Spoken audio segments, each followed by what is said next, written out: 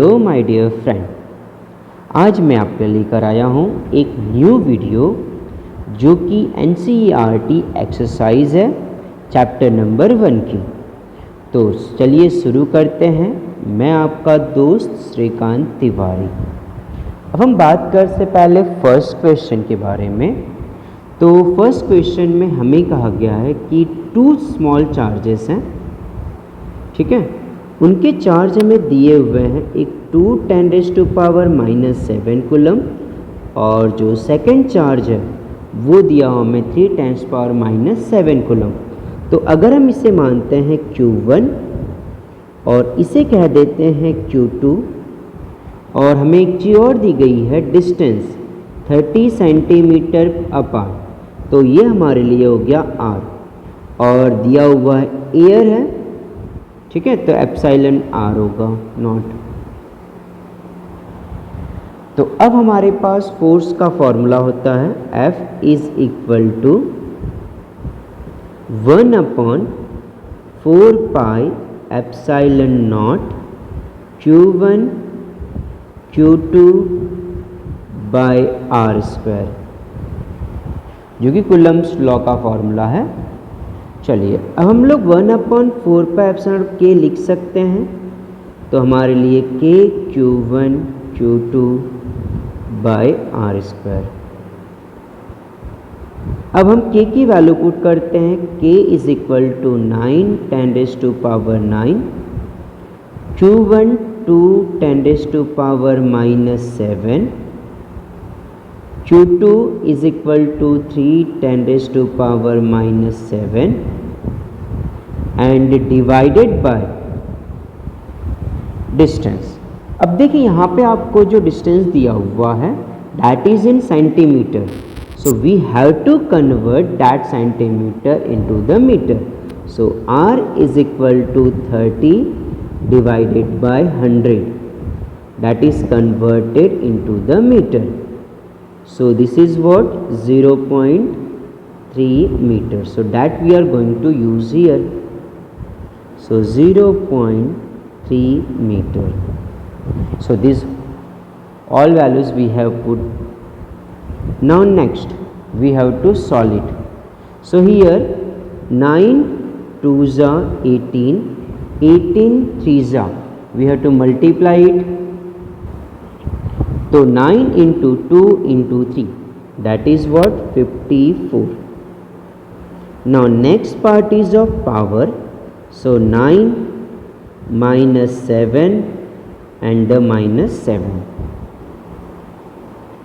next this is what 0.3 na, so that will be 0.09, just you have to multiply it। now what we are getting here 54 into 10 raised to power, so this we are getting -5 and divide by 9, so we can able to write 9 divided by 100, so that is what 54 into 10 raised to power -5 and this 10 100 will come 10 raised to power 2 and divided by 9। okay, so now we have to divide 54 by 9, so that we are getting 6 times and this 2 get subtracted, so 6 into 10 raised to power -3। okay, and the unit of force is Newton। so this is done with the first question। अब हम बात करते हैं question number 1.2 के बारे में। अब आपको क्वेश्चन पहले दिया क्या है, तो क्वेश्चन है electrostatic force on small sphere of charge 0.4 micro coulomb. तो आपके लिए पहला चार्ज दिया हुआ है due to another small sphere और सेकंड का चार्ज भी हमें गिवन है -0.8 और दिन air the force is 0.2 newton. So what is given first charge, let's say write Q1 0.4 micro coulomb. So this is what 0.4 10 raised to power minus 6 coulomb. Next charge we have given Q2, that is minus 0.8 microcoulomb. So we can write minus 0.8 into 10 raised to power minus 6 coulomb. Next force is given, force is equal to 0.2 Newton. So this is the given data. Now the next first question, what is the distance between them? So we have to calculate the distance. So we have to calculate R. This is our first question. So let me solve the first question. So our formula F is equal to K Q1 Q2 by R square. This is our formula. Now we have to find R. So R square is equal to what? K Q1 Q2 divided by F.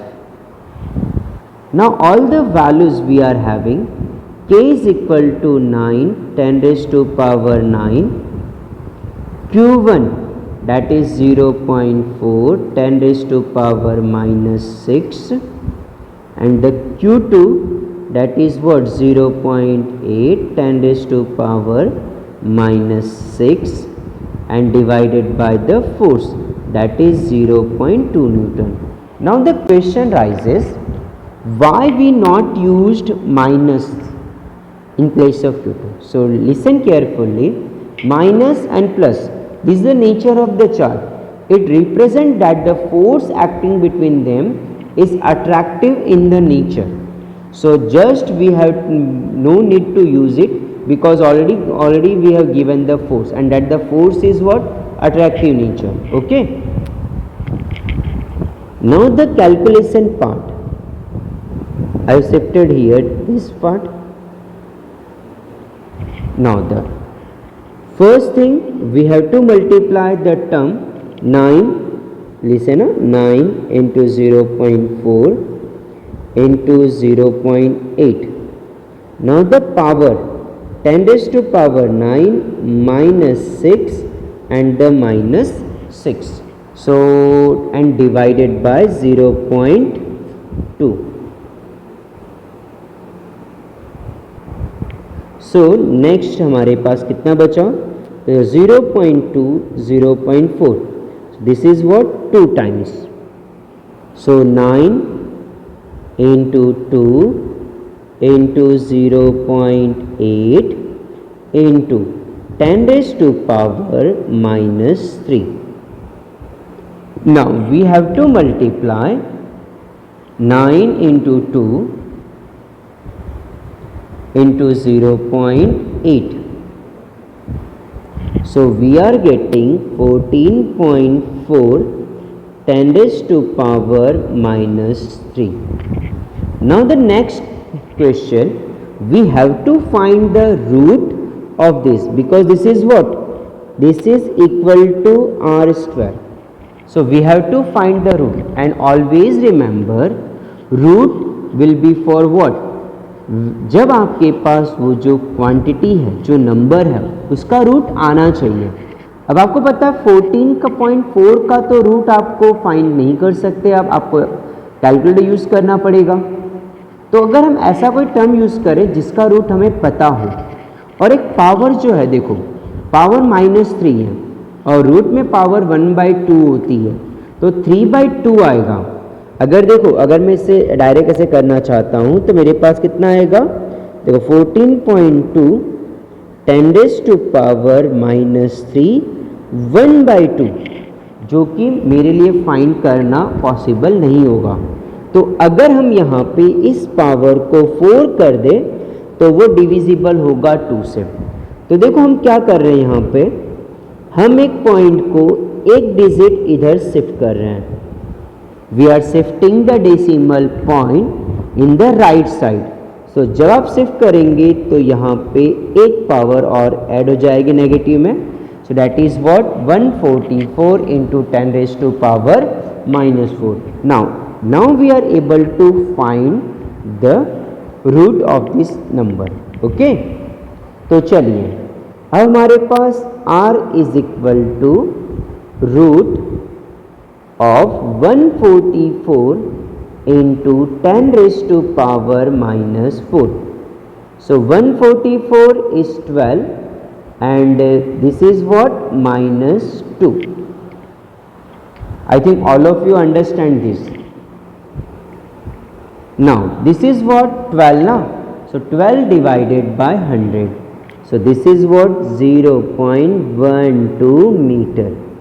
So the first question we have done.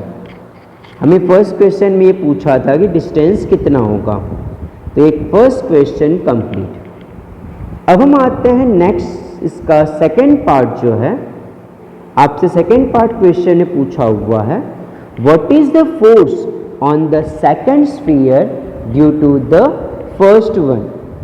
तो आपने हमें Newton's के third rule से पता है every action there is equal and opposite reaction. तो जितना force, देखो force on first sphere F12, force on one due to second, that is given what 0.2 newton आपको गिवन है। हमें क्या फाइंड करना है, हमें फाइंड करना है force on second sphere due to first, तो वो भी कितना होगा 0.2 न्यूटन, बिकॉज हम जानते हैं कि F12 ये इक्वल होता है F21 के। Force on first sphere due to second sphere is equal to force on second sphere due to first. So ये हमारा क्वेश्चन नंबर 2 कंप्लीट होता है। अब हम बात करते हैं क्वेश्चन नंबर 3 के बारे में। क्वेश्चन नंबर 3 में हमें दिया हुआ है कि ये जो रेशियो है k² डिवाइड बाय GME/MP ये डायमेंशन लेस है, ये हमें प्रूफ करना है। तो देखिए सबसे पहले आपको दिया हुआ है k² डिवाइडेड बाय GME/MP। अब इस फिजिकल क्वांटिटी को डायमेंशन लेस प्रूफ करने के लिए हमें क्या चाहिए, k का डायमेंशन, E का डायमेंशन, G का डायमेंशन, मास का डायमेंशन। सबसे पहले बात करते हैं हम सबके डायमेंशन की। तो सबसे पहला डायमेंशन बात करेंगे हम लोग k की, ये कितना होगा। तो हम जानते हैं कि फोर्स का formula F is equal to k Q1 Q2 by r² होता है।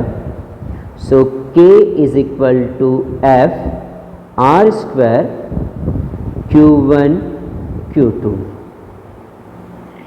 अब मुझे इसका डायमेंशनल फॉर्मूला लिखना है, तो फोर्स का डायमेंशनल फॉर्मूला हम लिख सकते हैं पहले। तो फोर्स के लिए इससे पहले क्या होगा हमारा डायमेंशनल, न्यूटन, ठीक है। आर के लिए मीटर स्क्वायर पर लिखते हैं यूनिट, और इसका क्या होगा Q1 Q2 का कूलम स्क्वायर, ठीक है। तो सबसे पहले हम क्या करेंगे, इन सब की यूनिट लिख देंगे और लास्ट में अगर हमें कुछ बचता है तो हम उसे यूज करेंगे, ठीक है। सेम k की बात हो गई। अब बात करते हैं g की, तो g का यूनिट लिख दो। g का भी सेम आएगा F r² divide bye m1 m2। तो ये हमारे पास न्यूटन मीटर स्क्वायर और ये पर kg स्क्वायर, इतना मिल गया हमारे पास, ठीक है। तो चलिए अब हम पुट करते हैं यहाँ पे। तो k के लिए हमें मिला है न्यूटन मीटर स्क्वायर पर कूलम स्क्वायर, ठीक है। E के लिए कूलम होता है, so coulomb square divided by, अभी हमने G का फाइंड किया, तो newton metre square divided by kg²। Mass of proton इसका आएगा kg और मास ऑफ इलेक्ट्रॉन भी आएगा kg। तो ये आपका कैंसिल, ये भी कैंसिल, सब कैंसिल। ठीक है, तो आप कह सकते हो इसकी तो यूनिट ही नहीं है, और यूनिट नहीं है तो मतलब dimensional formula m0 l0 t0। ठीक है, नेक्स्ट हमें फाइंड करना है इसकी वैल्यू कितनी है। तो देखिए इस रेशियो की value ke² divided by g mp और me। k की वैल्यू होती है 9 10⁻⁹, e होता है 1.6 10⁻⁻19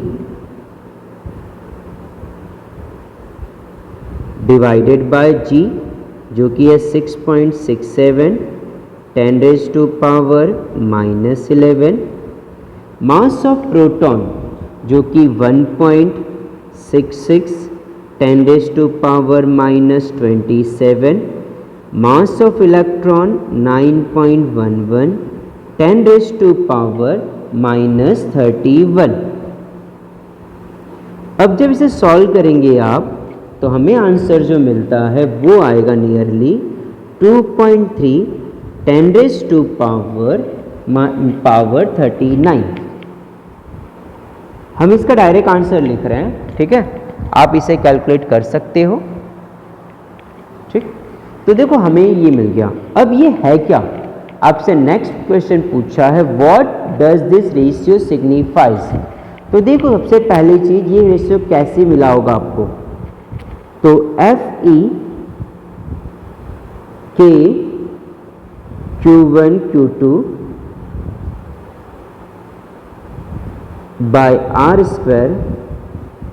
आपके लिए Q1 वो चार्ज ऑन इलेक्ट्रॉन है तो वो E, Q2 charge on proton तो वो भी क्या होगा आपके लिए E, और डिस्टेंस r है। ठीक है, तो charge on proton and this is charge on electron. तो ये हमारा जो फोर्स है ये Fe, तो ke² बाय r²। ये कह दो क्वेश्चन नंबर 1 है। अब second thing, mass of proton mp, mass of electron me and keeping the distance r²। तो आपके पास जो ग्रेविटेशनल फोर्स होगा वो होगा g m1 m2 तो mp me बाय r²। ये इक्वेशन नंबर 2। अब अगर 1 और 2 को आप डिवाइड कर देते हो, equation 1 divided by equation number 2, तो हमारे पास आएगा Fe divided by Fg ke² divide by r² divide by gmp me by r²। ये दोनों कैंसल हो गए तो हमें मिला ke² divide by gmp me। तो आपको जो रेशियो दिया हुआ ये electric force between the electron and proton and the gravitational force between electron and proton when we kept the distance constant. Okay, so this is we are done with the example question number 3. Now we are moving to the question number 4. अब हम बात करते हैं question number 1.4 के बारे में। आपसे कह रहा है explain the meaning of statement electric charge of a body is quantized. जैसा कि हमने थियरी में देखा कि क्वांटाइजेशन ऑफ चार्ज, तो कोई भी बॉडी हो उसके ऊपर हमेशा जो चार्ज होगा वो इलेक्ट्रॉन की चार्ज का मल्टीपल ही होता है, Q is equal to NE। तो ये स्टेटमेंट आपका ये है। ठीक है, तो ये आपका हो गया A। अब हम बात करते हैं बी नंबर के लिए। तो why can one ignore the quantization of electric charge when dealing with the macroscopic level. So listen, जब आप मैक्रोस्कोपिक लेवल पे बात करते हो तो वहाँ पे हम क्वांटाइजेशन की बात नहीं करते हैं, because bulk of charges is coming. तो आप याद रख सकते हैं कि we ignore the quantization at the large level. Okay, so no quantization is used.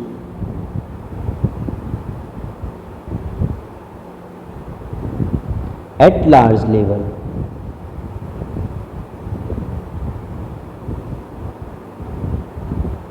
So this is the question number 1.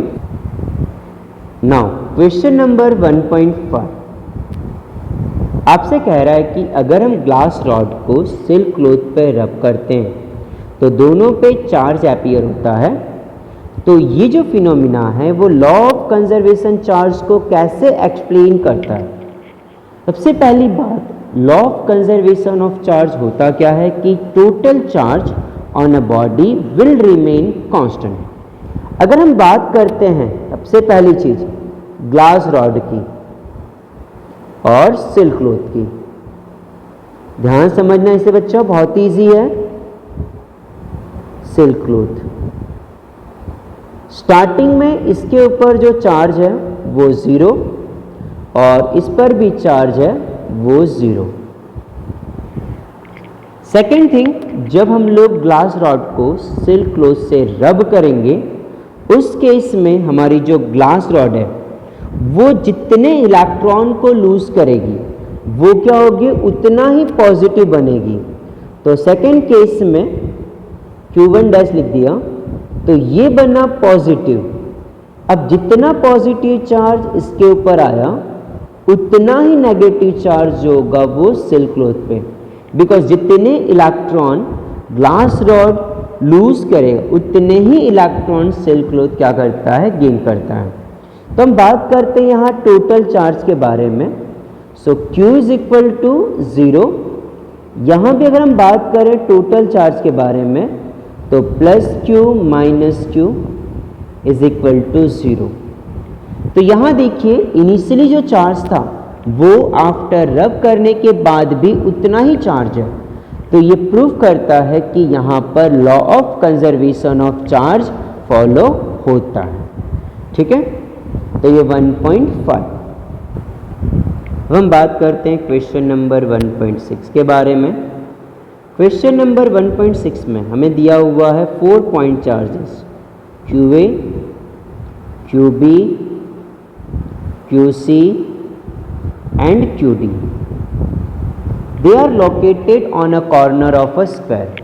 तो चलिए हम बनाते हैं स्क्वायर यहाँ पे।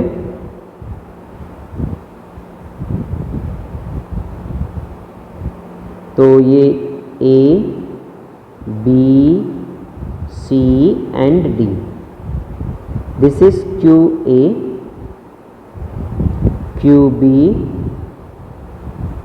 is equal to -5 microcoulomb, QC is equal to 2 microcoulomb and QD is equal to -5 microcoulomb and QA is also given to us. So QA is equal to 2 microcoulomb.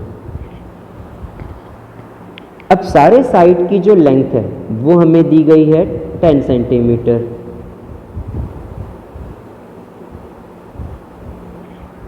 हमसे पूछा है कि सेंटर के ऊपर एक चार्ज रखा हुआ है जो कि 1 कूलम्ब है, उस पर फोर्स कितना लगेगा वो हमें फाइंड करना है।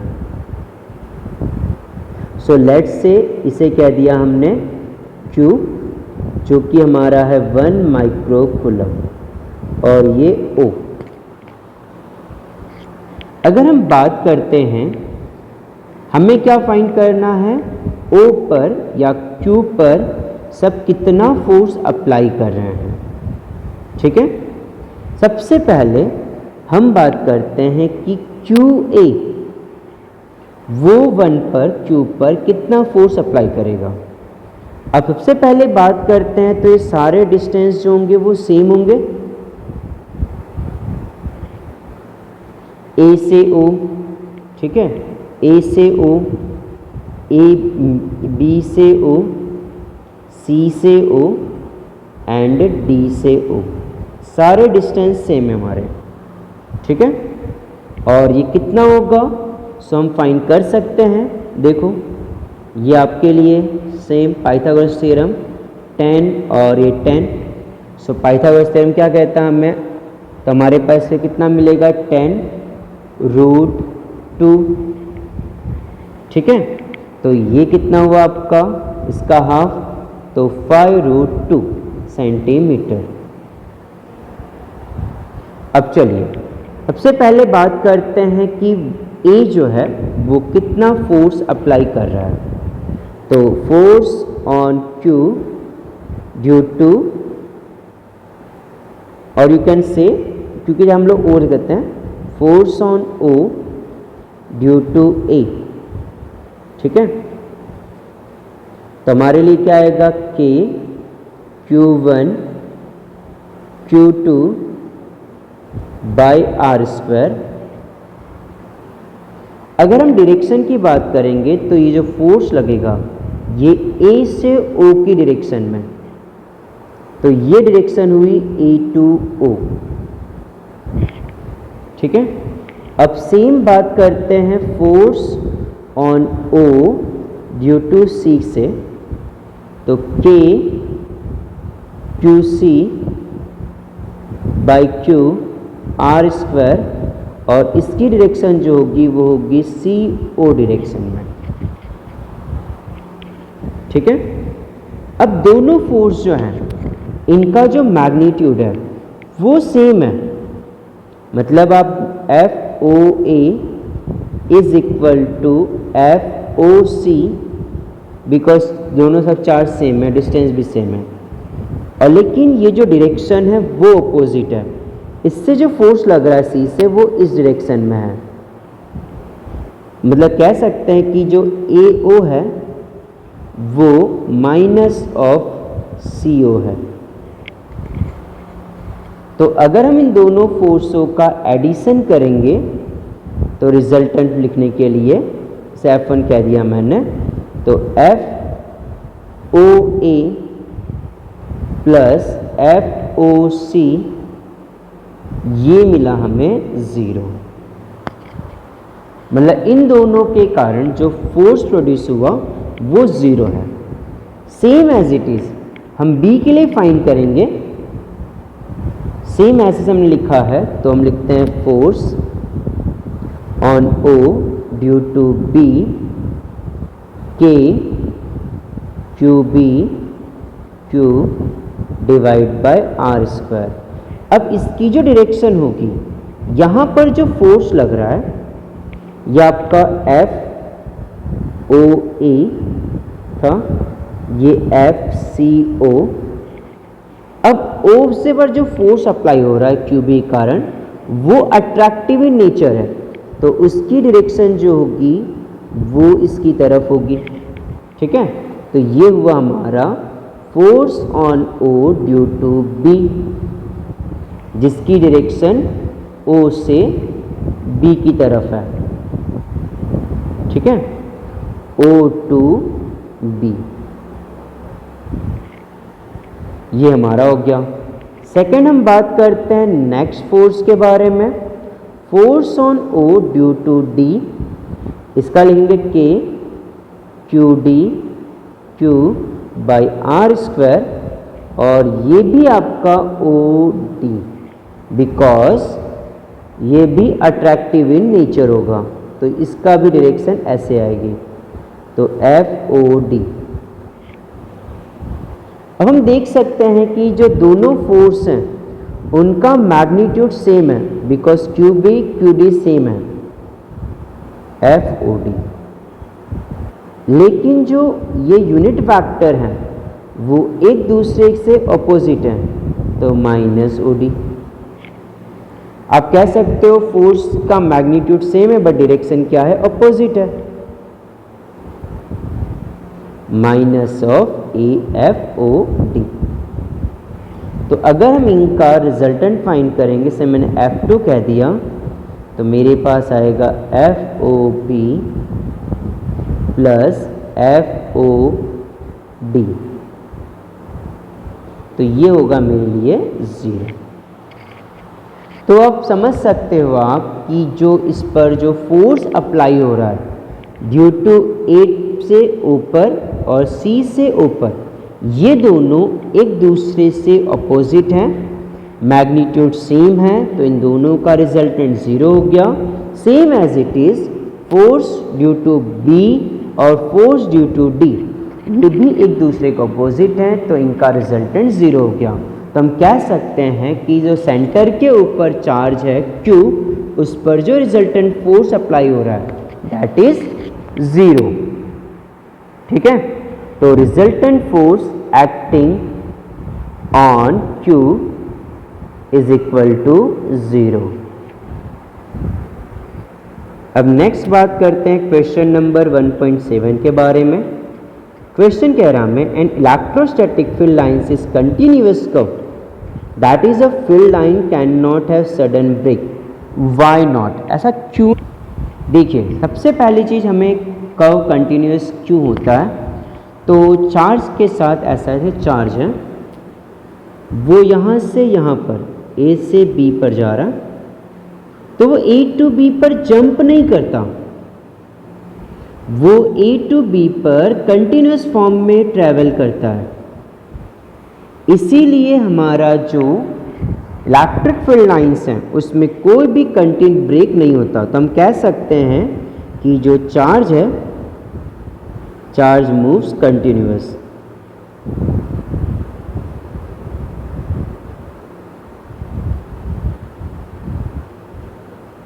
Okay, so this is the first question A. Now the question number B. Question B में कह रहा मैं कि why two field lines never intersect each other। तो देखिए, अगर ये इंटरसेक्ट दो फील्ड लाइंस हैं and we know at a point tangent we can draw, so tangent draw कर दिया मैंने और यहाँ पर भी टेंजेंट आ गया, तो E1 एंड E2। अगर ये इंटरसेक्ट करते तो हमें एक पॉइंट पे दो टेंजेंट ड्रॉ करते, वन पॉइंट पे two direction of electric field, जो कि पॉसिबल नहीं है। That's why electric field lines जो हैं they never cross each other. Okay, so this is the 1.7। अब हमें क्वेश्चन नंबर 1.8, यहाँ हमें दिया हुआ है कि 2 पॉइंट चार्जेस QA जो कि हमें 3 माइक्रोकुलम, QB -3 माइक्रोकुलम, वो दोनों चार्ज 20 सेंटीमीटर पे लोकेटेड हैं इन अ वैक्यूम। हमसे पूछा what is the electric field at a mid point O lining line joining AB of 2 charges. So first thing, देखिए सबसे पहले हम ये चार्ज हमारा A और ये हो गया B, ये हमारा QA जो हमें गिवन है 3 माइक्रोकुलम, ये QB जो कि हमारे लिए है -3 माइक्रोकुलम, यहाँ इसका सेंटर O, यहाँ से यहाँ तक का डिस्टेंस 10 सेंटीमीटर, बिकॉज O जो है मिड पॉइंट है, ये भी 10 सेंटीमीटर, हमें टोटल डिस्टेंस जो है वो 20 सेंटीमीटर गिवन है। अब हमें फोर्स फाइंड करना है, तो फर्स्ट बात करते हैं force due to A on O। तो ये डायरेक्शन जो होगी इलेक्ट्रिक फील्ड की वो ऐसे EA, because due to the positive charge direction of electric field क्या होती है, आउटवर्ड होती है। सेम बात करते हैं B के कारण। अब B पर देखो, B पर चार्ज नेगेटिव है, तो इससे जो इलेक्ट्रिक फील्ड होगी वो इसकी तरफ होगी, तो EB। यहां हम देख सकते हैं कि EA और EB दोनों सेम डायरेक्शन में हैं, तो रिजल्टेंट हमारा इलेक्ट्रिक फील्ड जो होगा वो EA प्लस EB होगा, ठीक है। और इसकी जो डायरेक्शन आ रही है, डायरेक्शन जो हमें देखने मिल रही है रिजल्टेंट की, वो हमें O टू B की तरफ है। Direction is OB towards OB।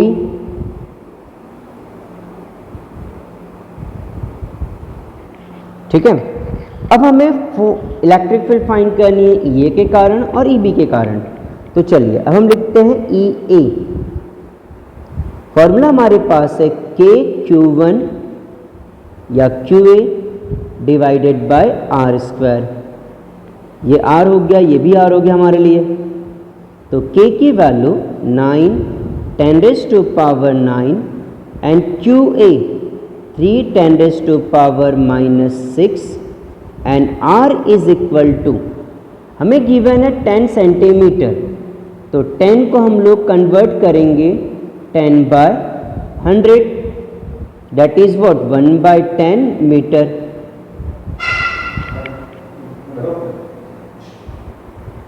One upon 10, ठीक है, जो कि हमारा हो गया, यहाँ पुट करते हैं 1/10 का स्क्वायर। तो देखिए ये 9 3 जा 27, 9 और 3 का हमने मल्टीप्लाई कर दिया, ठीक है। नेक्स्ट 9 इंटू 9 -6 और डिवाइडेड बाय 1/100। तो ये हमें मिला 27 10 रेज़ टू पावर 9 -6 तो 3 और ये 10 रेज़ टू पावर 2 आ गया। तो हमारे पास हुआ 27 10 रेज़ टू पावर 5 न्यूटन पर कूलम। ये electric field due to EA मतलब QA चार्ज के कारण। Same as it is EB find करते हैं, तो ये KQB divide by R square, इसका भी मैग्नीट्यूड सेम है, तो इसका भी आंसर आपका उतना ही आएगा। 9 10 raise to power 9 3 10 raise to power 6 divide by 1/10। So इसका भी आंसर हमारे पास है 27 10 रेज़ टू पावर 5 न्यूटन पर कूलम। अब हम लिखते हैं टोटल इलेक्ट्रिक फील्ड, तो E is equal to EA plus EB। So EA is equal to 27 10 raise to power 5 plus 27 into 10 raise to power 5। सो हमें कितना मिला 27 plus 27 10 raise to power 5, that is what 54 10 raise to power 5। अब इसे हम standard form में लिख देंगे, तो 5.4 10 रेज़ टू पावर 6 न्यूटन पर कूलम। और डायरेक्शन जो हुई वो टुवर्ड्स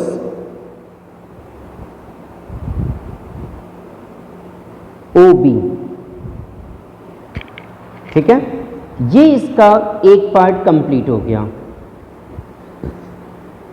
अब क्वेश्चन नंबर B पूछा आपको, if the negative test charge of magnitude 1.5 is placed at this point, what is the force experienced by the test charge.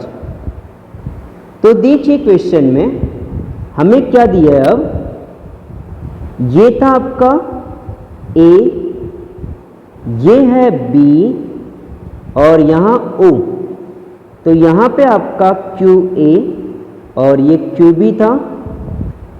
हमसे कह रहा है कि अगर यहाँ पे एक टेस्ट चार्ज आ जाता है, let's say Q0 we are saying, और उसकी जो वैल्यू हमें दी है वो दी है 1.5 10 रेज़ टू पावर -9 कूलम। तो हमसे पूछा है कि इस पर फोर्स कितना लगेगा। तो देखिए सबसे पहली चीज, यहाँ PO पॉइंट पे रिजल्टेंट इलेक्ट्रिक फील्ड कितना है। तो हमने अभी ऊपर फाइंड किया कि रिजल्टेंट इलेक्ट्रिक फील्ड जो है दैट इज 5.4 10⁻⁶ न्यूटन पर कूलम्ब है। और मुझे फाइंड करना है फोर्स, तो फोर्स होता है F is equal to Q naught into E. तो हम पहले पुट कर देते हैं 1.5 10⁻⁹ and E is equal to 5.4 10⁻�6। अब हम दोनों का मल्टीप्लाई कर देंगे तो 1.5 इंटू 5.4 तो हमारे पास आएगा 8.1 एंड 10⁻⁻³ न्यूटन। ठीक है, और ये जो फोर्स अप्लाई हो रहा है ये भी क्या होगा, टूवर्ड्स OA लाइन। क्यों टूवर्ड्स OA लाइन है वो समझो। यहां पे हमने जो चार्ज रखा हुआ है, ये चार्ज का जो मैग्नीट्यूड है वो 1.5 10⁻⁻�9 है, लेकिन ये नेगेटिव चार्ज है, तो जो हमारा फोर्स होगा F is equal to -Q naught E। तो E की जो डायरेक्शन थी वो क्या थी हमारे लिए रिजल्टेंट, वो थी O2B डायरेक्शन में, इलेक्ट्रिक फील्ड O2B था। तो यहाँ जो फोर्स होगा वो जस्ट उसके अपोजिट लगेगा। तो ये आपके इलेक्ट्रिक फील्ड की डायरेक्शन है, तो जो फोर्स की डायरेक्शन आएगी नेगेटिव चार्ज पे वो उसके अपोजिट। तो क्या हुआ आपका ये O2A डायरेक्शन में। ठीक है, आई थिंक ये क्वेश्चन सबको क्लियर हो गया होगा। अब हमें क्वेश्चन नंबर 1.9 की बात करते हैं, जिसमें सिस्टम ऑफ टू चार्जेस, एक QA और दूसरा माइनस दिया हुआ -2.5 10⁻⁻�7। ये लोकेटेड है 0 0 -15 सेंटीमीटर 0 0 +15 सेंटीमीटर दोनों की वैल्यू दी है।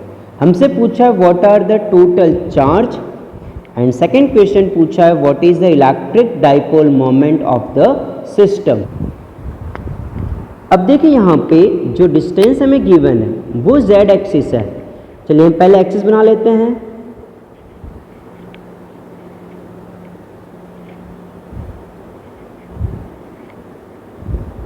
ये हमारे लिए x, y और ये z हो गया। ठीक है, तो देखिए अब ये z एक्सिस का नेगेटिव पॉइंट भी हम ड्रॉ कर लेते हैं, कि हमें z एक्सिस का ही काम है। ठीक है, ये z डैश और बाकी सब मैं रिमूव कर देता हूँ बिकॉज आई नो नीड। ये हो गया ओरिजिन। अब यहाँ पे 15 पे जो कि +15 है वहाँ पे b रखा हुआ है, तो ये हो गया b, जो कि यहाँ से यहाँ तक का डिस्टेंस इसका 15 है, एंड B पॉइंट का कोऑर्डिनेट 0 0 15 है। Same as it is for A के लिए, A जो है ये भी रखा 15 सेंटीमीटर पे, बिकॉज इसका जो कोऑर्डिनेट है वो भी आपको दिया हुआ है, इसका कोऑर्डिनेट 0 0 -15। ठीक है, अब सबसे पहली बात हमसे पूछा है कि दोनों पे चार्ज कितना होगा, टोटल चार्ज। तो देखो टोटल चार्ज क्या होगा, Q is equal to QA plus QB। तो चलिए हमें QA कितना दिया हुआ है 2.5 10⁻⁻�7 एंड QB कितना दिया है -2.5 10⁻⁻7। तो ये आंसर आ गया आपका 0। क्वेश्चन एक कंप्लीट, इसका आंसर आ गया हमारे पास। अब हम बात करेंगे डाइपोल मोमेंट के बारे में। तो डाइपोल मोमेंट जो होता है दोनों में से एक का चार्ज और सेकंड में दोनों के बीच का डिस्टेंस, तो Q इंटू 2A ये हमारा इक्वेशन है। QP is equal to Q into 2A। तो मैं लिखूंगा कोई भी एक QA। चलिए QA लिख दिया हमने 2.5 10⁻⁻7। अब बात आती है 2A। 2A मतलब इन दोनों पॉइंट के बीच का distance.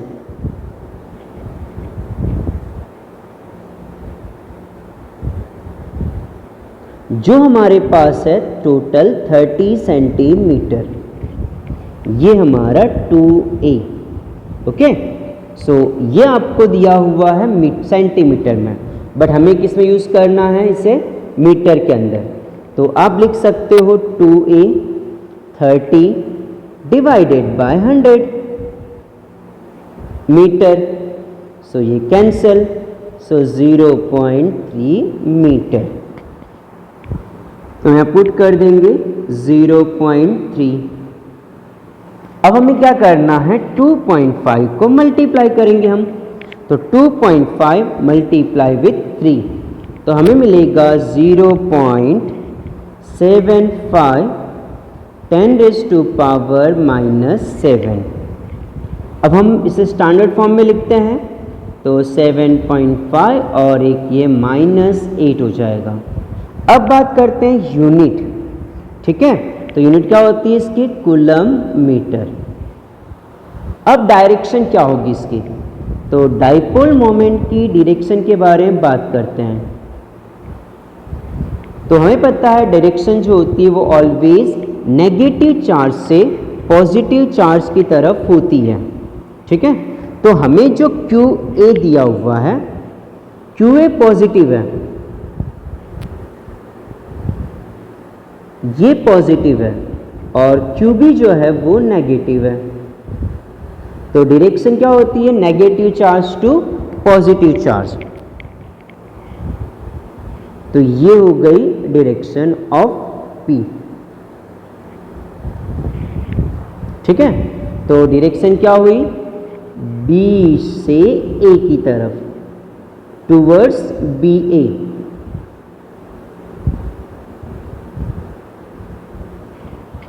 Then 1.9 number question complete. अब हम बात करते हैं क्वेश्चन नंबर 10 के बारे में। हमें क्वेश्चन में कहा हुआ है कि इलेक्ट्रिक डाइपोल मोमेंट, तो इलेक्ट्रिक डाइपोल मोमेंट जो होता है वो P 4 10⁻⁻9 coulomb metre, align at 30 degree. तो हमें थीटा गिवन है जो कि 30 degree, with the direction of uniform electric field.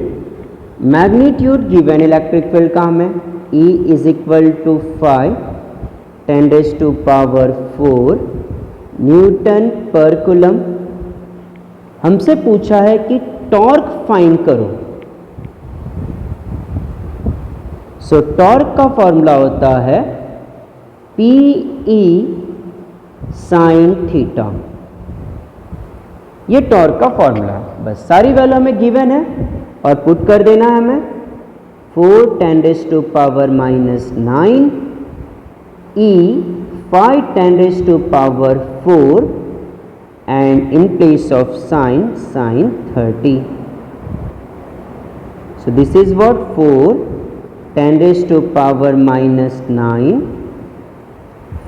10⁴, and sin 30 is equal to 1/2.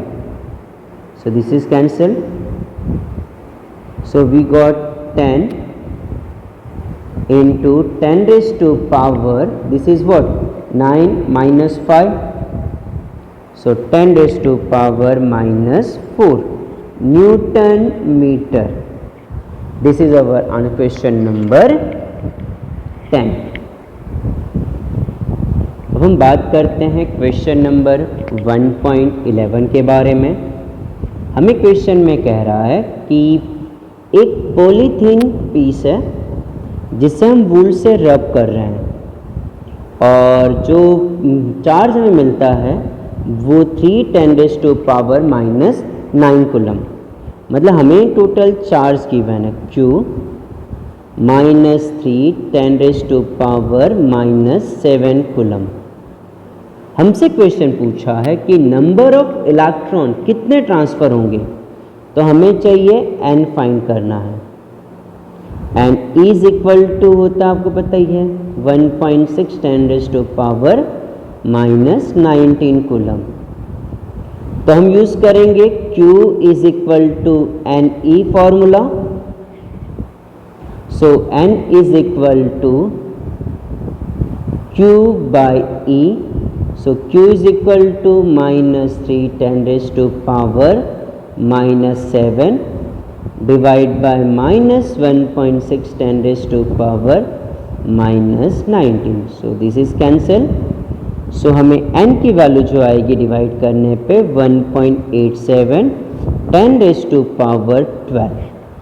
So total इतने इलेक्ट्रॉन जो हैं ट्रांसफ़र हो रहे हैं. अब इलेक्ट्रॉन किस में से ट्रांसफ़र हो रहे हैं तो वो डिपेंड करता है वर्क फंक्शन के ऊपर. तो हम यहाँ देखते हैं कि जो वूल है उसका वर्क फंक्शन कम है कंपेयर टू पॉलीस्टीरीन के. तो इलेक्ट्रॉन जो जा रहे हैं वो वूल टू पॉलीथीन जाएंगे. ठीक है, तो वूल बनेगा पॉजिटिव और ये बनेगा नेगेटिव. ठीक, ये फर्स्ट क्वेश्चन हुआ. अब हम बात करते हैं इसके बी नंबर क्वेश्चन की. कितना मास ट्रांसफर हुआ वूल से पॉलीथीन में. तो ट्रांसफर कौन हो रहा है, इलेक्ट्रॉन. तो इलेक्ट्रॉन का मास जो होता है वो Me 9.1 10 raised to power minus 31 kg. तो टोटल मास ट्रांसफ़र की बात करते हैं m is equal to n into M E. एक इलेक्ट्रॉन जाने से तो n की वैल्यू 1.87 10 raised to power 12 है और ये 9.1 10 raised to power minus 31. तो मल्टीप्लाई हमें आंसर मिला 1.706 10 raised to power minus 18 kg. अब कंपेयर कर सकते हैं 10⁻18 kg जो है कि बहुत ही स्मॉल वैल्यू है. तो हम कह सकते हैं कि निग्लिजिबल अमाउंट ऑफ मास जो है वो वूल से पॉलीथीन में ट्रांसफ़र हुआ. अब हम बात करते हैं क्वेश्चन नंबर 1.12 के बारे में. हमें क्वेश्चन में कह रहा है कि 2 इंसुलेटेड कॉपर स्फीयर हैं A एंड B और वो सेपरेटेड हैं 50 सेंटीमीटर. तो ये हो गया A and this is B और उनके बीच का जो सेपरेशन है लेट से वो R कह दिया मैंने, R दिया हमें 50 सेंटीमीटर. हमें पूछा है find the mutual force of electrostatic repulsion. हमें फोर्स फाइंड करना है और दोनों पर चार्ज हमें दिया हुआ है 6.5 मतलब QA QB और हमें गिवन है QA is equal to QB is equal to कह दिया हम लेट से Q जो हमें दिया गिवन है 6.5 10 raised to power minus 7 coulomb. हमसे पूछा है फाइंड द फोर्स. तो R इज इक्वल टू देखो QA इज इक्वल टू आपके पास है 6.5 10 raised to power minus 7. ठीक है, तो ये हमारा क्या हो गया QA is equal to QB is equal to Q कह दिया हमने and R is equal to 50 centimetre हमारे पास है. तो 50 को हम लोग कन्वर्ट कर देंगे मीटर में. 50 divide by 100 so that is 0.5 metre. अब बात करते हैं फोर्स के फॉर्मूले की. तो F is equal to K Q1 Q2 so Q square divided by R square. K की value 9 10 raised to power 9. Q is equal to 6.5 10 raised to power minus 7 divide by R square that is 0.5 square.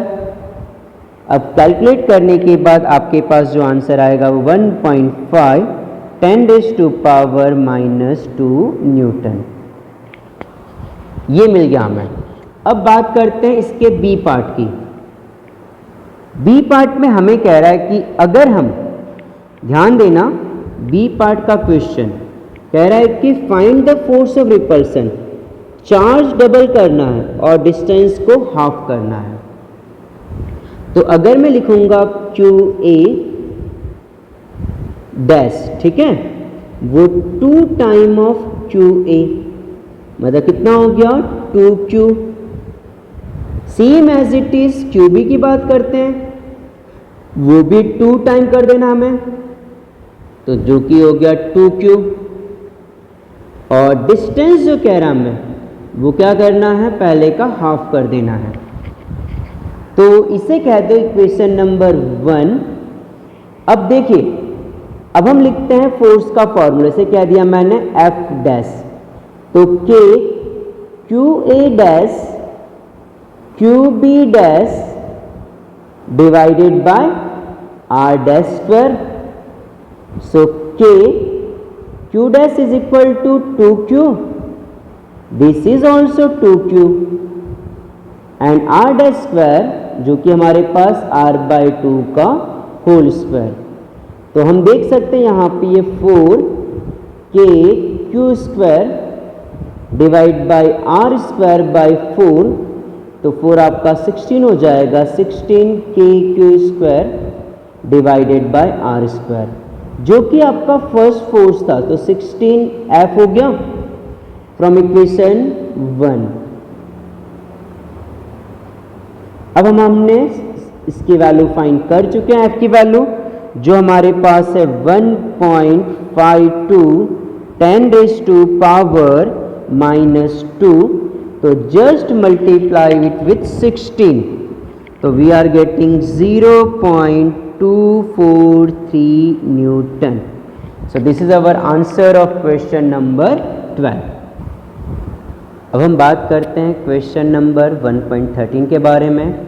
हमें question में कहा गया कि sphere A and B, जो कि exercise number 1.12 का question है।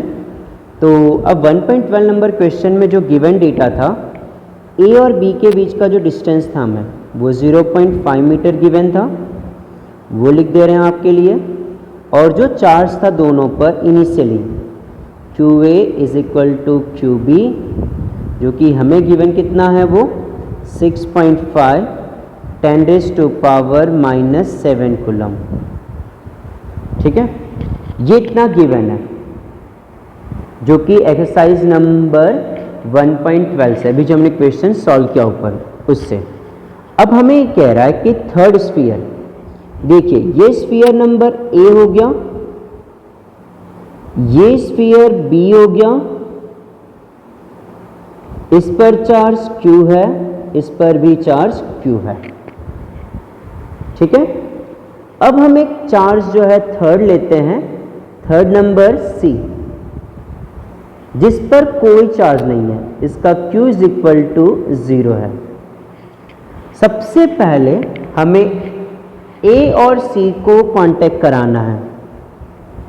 हम A और C को कांटेक्ट करा रहे हैं, तो देखिए ये A और ये हो गया C। तो जब हम कांटेक्ट करा के अलग करेंगे A और C को, तो यहां पर चार्ज है Q, इस पर है 0, तो टोटल चार्ज हुआ Q + 0/2, मतलब दोनों पर जो चार्ज आएगा वो क्या आएगा, Q/2 Q/2।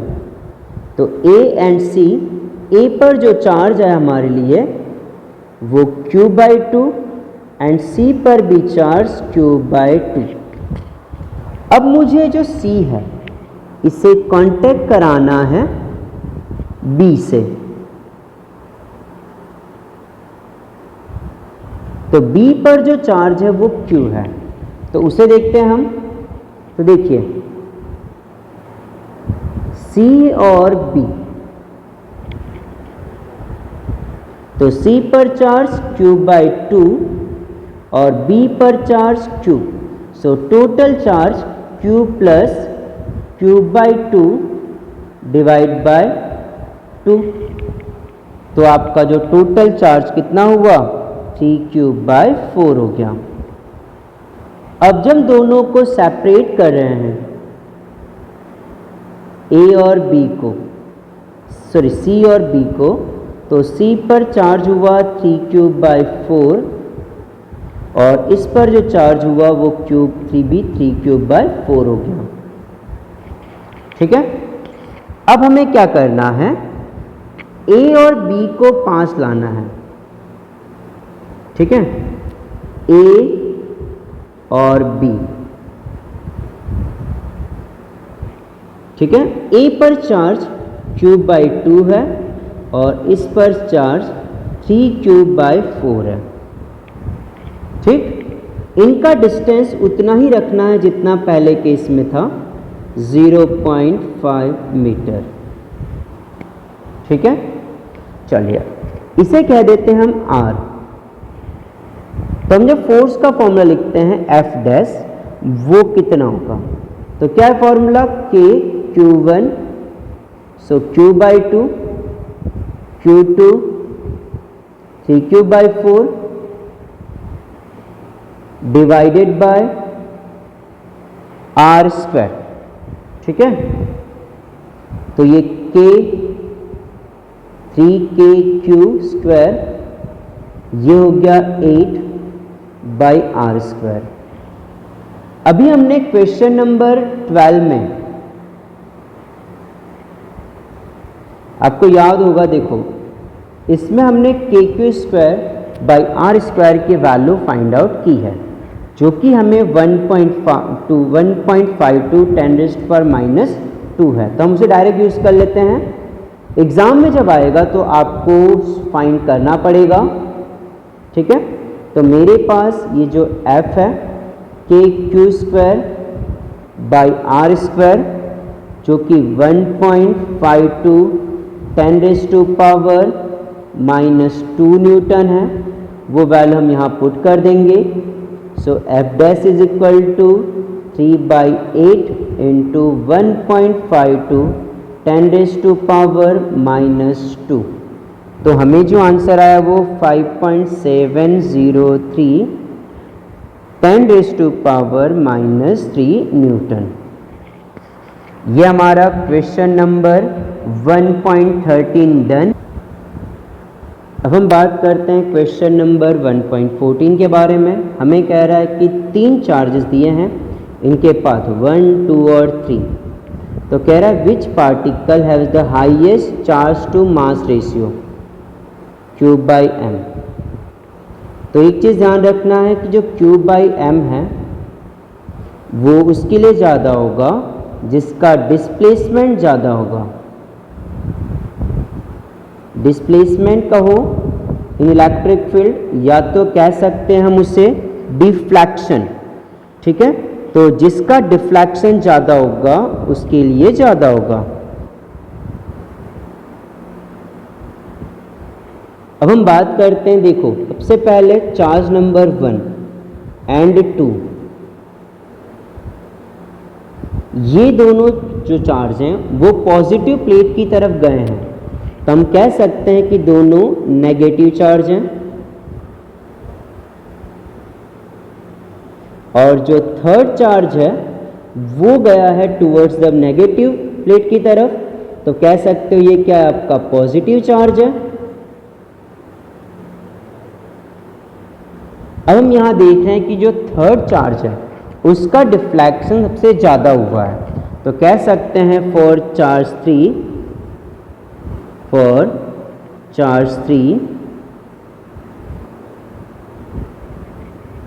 Q/m ratio is highest. So this is, we are done with the question number 1.14. Now we are moving towards the question number 1.15. अब देखिए क्वेश्चन नंबर 1.15 की बात करते हैं। हमें कहा है कि इलेक्ट्रिक फील्ड 3 × 3 आई डायरेक्शन में है। हमसे पूछा है कि what is the flux through the side of square 10 centimetre, और ये वाई जेड प्लेन के पैरेलल है। तो ये हमने बना दिया वाई जेड प्लेन के पैरेलल। तो इसका जो एरिया वेक्टर होगा वो इसके परपेंडिकुलर, मतलब वो एक्स डायरेक्शन में होगा। तो एरिया वेक्टर की डायरेक्शन और इलेक्ट्रिक फील्ड दोनों की डायरेक्शन सेम है, इसलिए थीटा इज इक्वल टू हमें मिलेगा 0 डिग्री। हमें फ्लक्स का फॉर्मूला होता है phi is equal to E A cos theta. तो E की वैल्यू हमें दी है 3 10⁻³ एंड ए हमें 10 सेंटीमीटर है, तो 10 × 10 ये डिवाइड बाय 100, तो सेंटीमीटर से मीटर में कन्वर्ट हो गया, एंड cos 0, तो ये हमें इतना मिला। सो 3 10⁻³ डिवाइड बाय 100, सो हमें मिल गया 30 न्यूटन मीटर स्क्वायर पर कूलम। ये हमें मिल गया फ्लक्स। अब क्वेश्चन नंबर बी का है हमें, अगर ये प्लेन जो है वो 60 का एंगल बनाए तो फ्लक्स कितना होगा विथ एक्स एक्सिस। तो अगर इसका एंगल एक्स एक्सिस से 60 डिग्री है तो परपेंडिकुलर थीटा क्या होगा, वो 60 डिग्री। अब वापस लिख दो flux phi is equal to E A cos 60, ये हमारे पास 30 है, कॉस 60 हमारे पास 1/2, सो ये मिला 15 न्यूटन मीटर स्क्वायर पर कूलम। अब क्वेश्चन नंबर बात करते हैं 1.16 के बारे में। हमसे पूछा नेट फ्लक्स कितना होगा। क्वेश्चन नंबर 1.15 अभी जो हमने जस्ट क्वेश्चन सॉल्व किया, और क्यूब जो है वो 20 सेंटीमीटर का, लेकिन oriented faces are parallel to the coordinate planes. अब देखिए जब ये कोऑर्डिनेट प्लेन के पैरेलल होंगे तो थीटा इज इक्वल टू हमें हर एक प्लेन के लिए मिलेगा 90 डिग्री। तो हमारा फ्लक्स का फॉर्मूला होता है phi is equal to E A cos 90 and the cos 90 जो होता है 0। तो आपको जो नेट फ्लक्स मिलेगा ऑलवेज वो मिलेगा 0 सब फेसेस के लिए। अब हम बात करते हैं क्वेश्चन नंबर 1.17 के बारे में। क्वेश्चन नंबर 1.17 में हमें कह रहा है electric field at a surface of black box indicate net outward flux through the surface is this amount. 8 10⁻⁴ तो हमें फ्लक्स गिवन है, so phi is equal to 8 10⁻³ newton metre square पर कूलम। अब क्वेश्चन नंबर ए हमसे पूछा हुआ है what is the net charge inside the box.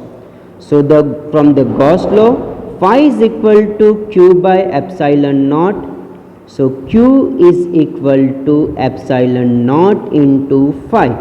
So epsilon naught is equal to 8.854 10⁻⁻12 and the value of the flux that is given to us 8 10⁻3.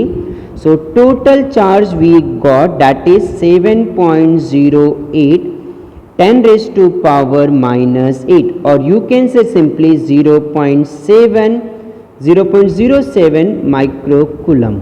This is our answer. अब हम बात करते हैं question number B के बारे में। हमें कह रहा है कि जो नेट फ्लक्स है वो 0 है।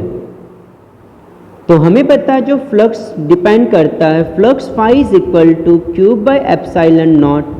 Q जो है एनक्लोज्ड चार्ज है, तो एक कंडीशन ऐसे हो सकती है कि Q इज इक्वल टू 0 हो इनसाइड तो फ्लक्स 0 हो सकता है, या ये भी पॉसिबिलिटी है आपके पास अगर अंदर -Q और +Q टू अपोजिट चार्जेस हों तो भी resultant Q is equal to 0 होगा एनक्लोज बाय, तो भी आपके लिए फ्लक्स क्या आएगा 0। तो इन दोनों केस में हमें फ्लक्स जो मिला वो 0 मिला है। तो हम ये नहीं कह सकते कि अगर फ्लक्स 0 है तो उस केस में अंदर चार्ज नहीं होगा।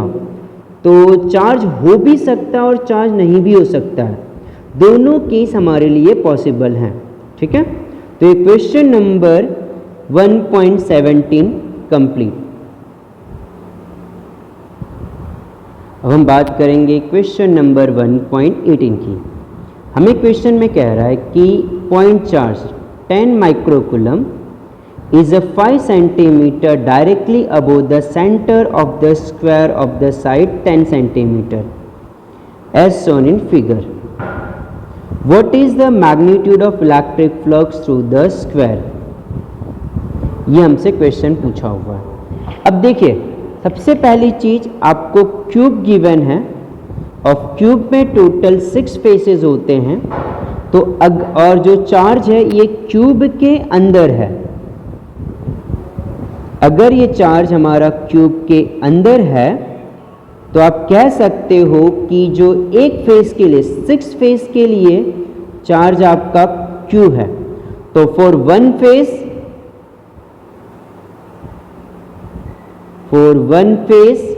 Q is equal to Q by 6। हमें फ्लक्स का फॉर्मूला है phi is equal to Q by 6 epsilon naught.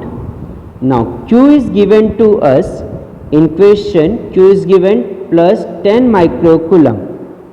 So 10 raised to power minus 6 divide by 6 and epsilon naught is 8.854 10 raised to power minus 12. So by calculating we got the answer 1.88 10 raised to power 5 newton metre square पर coulomb. अब हम बात करते हैं question number 1.19 के बारे में। हमें क्वेश्चन में कहा हुआ है कि charge 2 microcoulomb at the centre of cubic Gaussian surface 9 centimetre on edge, what is the net electric flux through the surface. अब सही बात देख सकते हो कि क्यूब के अंदर चार्ज हमें दिया है, तो चार्ज कितना है 2 microcoulomb, 2 10 raised to power minus 6 coulomb. हमें फाइंड करना है फ्लक्स, तो गॉस थ्योरम के हिसाब से Q by epsilon naught. So Q is equal to 2 10 raised to power minus 6 and divided by epsilon naught, so 8.854 10 raised to power minus 12। सो ये solve करने के बाद हमारे पास आंसर आएगा 2.26 10 raised to power 5 newton metre square पर coulomb. अब question number 1.20 हमें given है। क्वेश्चन हमें कह रहा है कि इलेक्ट्रिक फ्लक्स गिवन है। सो phi is equal to minus 1 10 raised to power 3 newton metre square पर coulomb through the Gaussian surface, जिसकी रेडियस हमें दी गई है 10 सेंटीमीटर। ये एक सरफेस है जो कि 10 सेंटीमीटर है। अब हमें कह रहा है कि अगर आप इस रेडियस को डबल कर दो, आपने r को 2r कर दिया, यहां पे Q चार्ज है और यहां पर भी Q चार्ज ही है। हम जानते हैं फ्लक्स जो है वो डिपेंड करता है only charge and close by the surface, वो रेडियस पे डिपेंड नहीं करता। तो यहाँ पे आपने रेडियस इंक्रीज की लेकिन चार्ज में कोई इफेक्ट नहीं पड़ा, तो आपका जो फ्लक्स होगा वो उतना का उतना ही रहेगा 1 10 raised to power 3 newton metre square पर कूलम। उसमें कोई चेंजेस देखने को आपको मिलेगा नहीं। अब हम बात करते हैं क्वेश्चन नंबर बी के बारे में। आपसे पूछा what is the value of point charge. तो फ्लक्स का फॉर्मूला हमें पता है, phi is equal to Q by epsilon naught. So Q is equal to phi into epsilon not.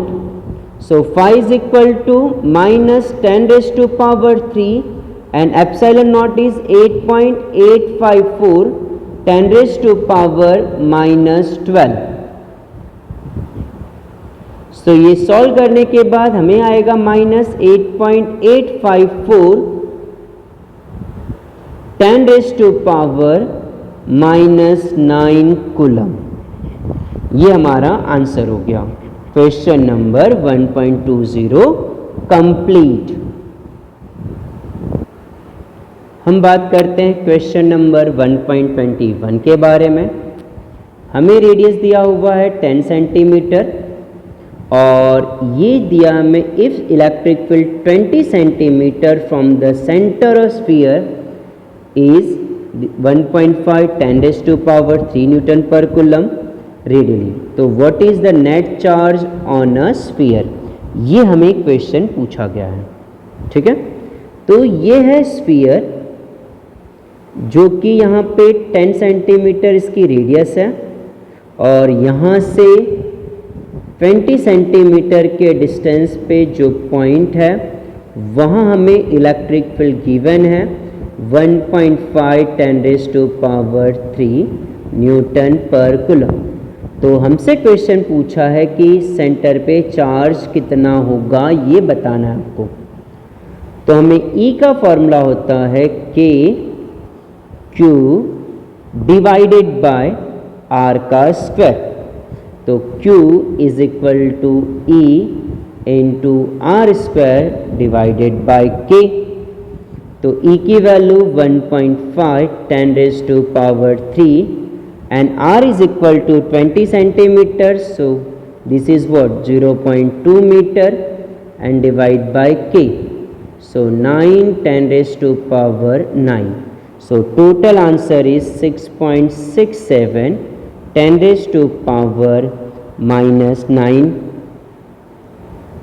ठीक है, जो कि हमें मिला कूलम। तो इसे आप लिख सकते हो 6.67 नैनो कूलम। अब क्वेश्चन नंबर 1.22 हमें दिया है कंडक्टिंग स्फीयर का diameter 2.4, so D is equal to 2.4 metre has surface charge density. तो हमें सिग्मा दिया हुआ है जो कि 80 माइक्रो कूलम पर मीटर स्क्वायर, सो 80 10⁻⁻⁶ कूलम पर मीटर स्क्वायर। हमसे क्वेश्चन नंबर ए पूछा हुआ है find the charge on a sphere, हमें चार्ज फाइंड करना है। तो Q is equal to sigma into A.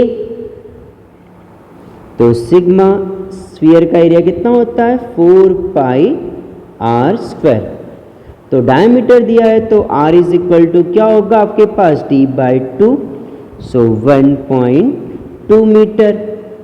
Now put the value, so 80 10⁻⁻⁶ into 4 is equal to 3.14 and R is equal to 1.2.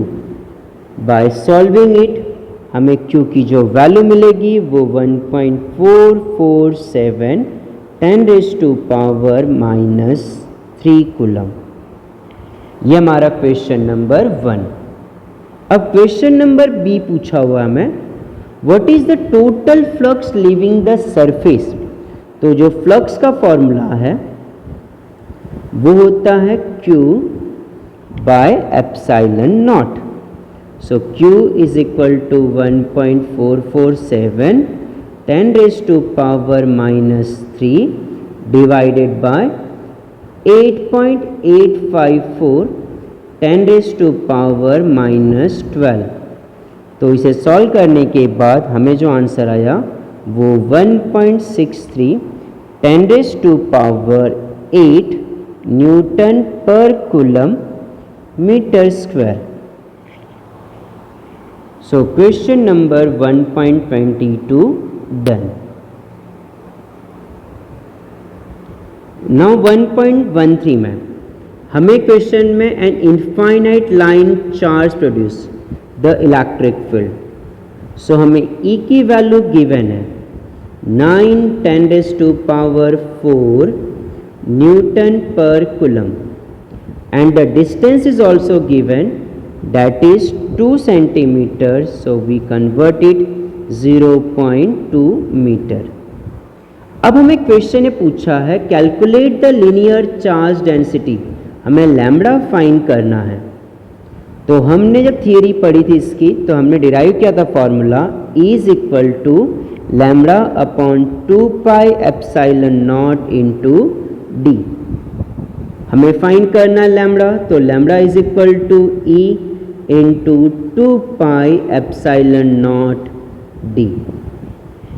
ये हमें इतना आ गया। अब अगर आप यहाँ इसे कर दो आप 2 से मल्टीप्लाई, तो ये हो जाएगा 4 pi epsilon naught D and divide by 2।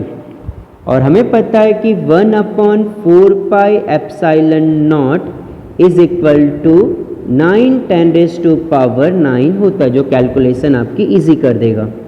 तो e बाई 2, तो हम वैल्यू पुट कर डायरेक्ट करते हैं वैल्यूज।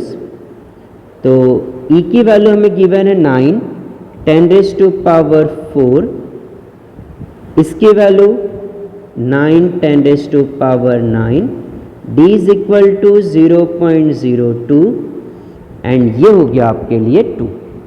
तो ये कट कर दो। सो आपके लिए आंसर आया ये 10⁻⁴, ये -9, फिर डिवाइड बाय 2 है आपके लिए, सो 2 divide by 100, so 2 cancel, so 10⁻⁻⁵ and ये 10⁻², ठीक है। तो अब हमारे पास ये आया आपके लिए 10⁻⁻5 एंड इंटू 10⁻⁻², तो हुआ 10⁻⁻7। ये हमारा आ गया कूलम पर मीटर, ठीक है। ये क्वेश्चन नंबर 1.23 डन।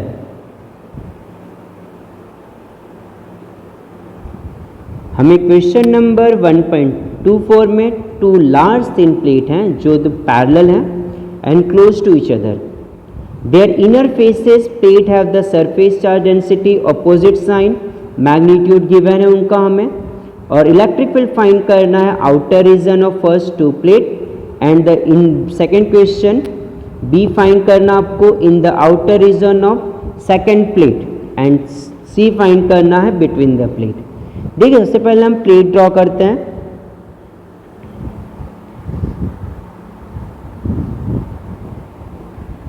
देखिए सबसे पहली चीज 1.24।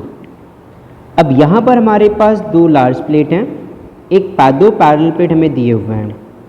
हमसे क्वेश्चन में ये पूछा हुआ है कि से साइड ए पर कितना हो 1 पर, 2 कितना होगा और 3 पर कितना इलेक्ट्रिक फील्ड होगा, ये हमें फाइंड करना है। सबसे पहले इसे सिंपल वे में अगर हम समझना चाहें तो ये समझ सकते हैं। देखो ये आपके पास 2 प्लेट हो गई, पॉजिटिव और इसके लिए आ गया नेगेटिव, ये सिग्मा और ये माइनस सिग्मा। अब मेरे लिए मान लो ये P पॉइंट हो गया फर्स्ट साइड पे। अगर मैं इस फर्स्ट प्लेट के कारण इलेक्ट्रिक फील्ड फाइंड करता हूं तो मुझे इस डायरेक्शन में मिलेगा,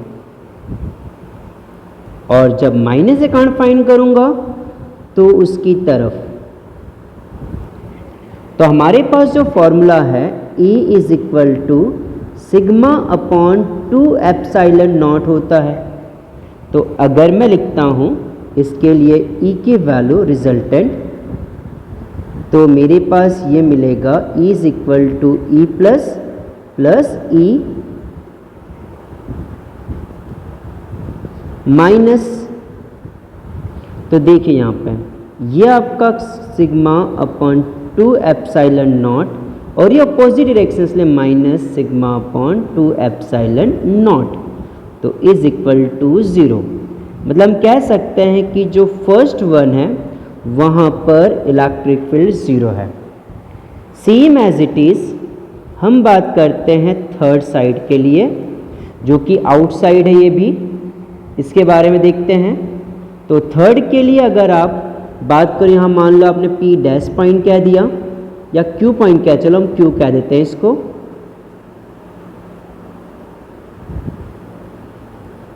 अब इस Q पॉइंट पे नेगेटिव के कारण इलेक्ट्रिक फील्ड इसकी तरफ एंड पॉजिटिव प्लेट के कारण इलेक्ट्रिक फील्ड इस तरफ, सेम ऑपोजिट है। तो इसका भी इलेक्ट्रिक फील्ड जो होगा वो 0।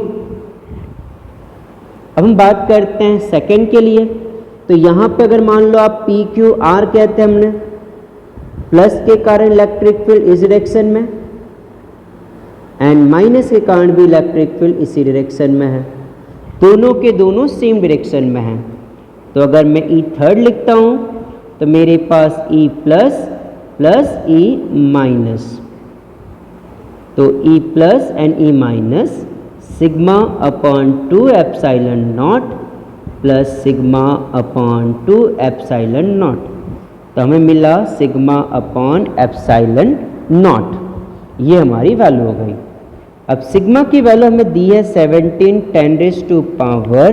10⁻⁻2 और इसकी होती है 8.854 10⁻⁻12 और जब आप सॉल्व करेंगे तो हमें मिलेगा 1.92 10⁻⁻10 न्यूटन पर कूलम। और इसी के साथ हमारी जो ये एक्सरसाइज है चैप्टर नंबर 1 की कंप्लीट होती है। तो आप प्लीज़ इस वीडियो को लाइक कीजिएगा, चैनल को सब्सक्राइब कीजिएगा, आपके जो भी दोस्त हैं उन्हें इस वीडियो को ज़रूर रेफ़र कीजिएगा। और अगर आपको कोई भी किसी भी क्वेश्चन में डाउट है तो आप प्लीज़ कमेंट में लिख सकते हैं उस क्वेश्चन नंबर के बारे में, और मैं आपके लिए वो एक स्पेशल उसके लिए वीडियो बना के रखूँगा। Thank you so much.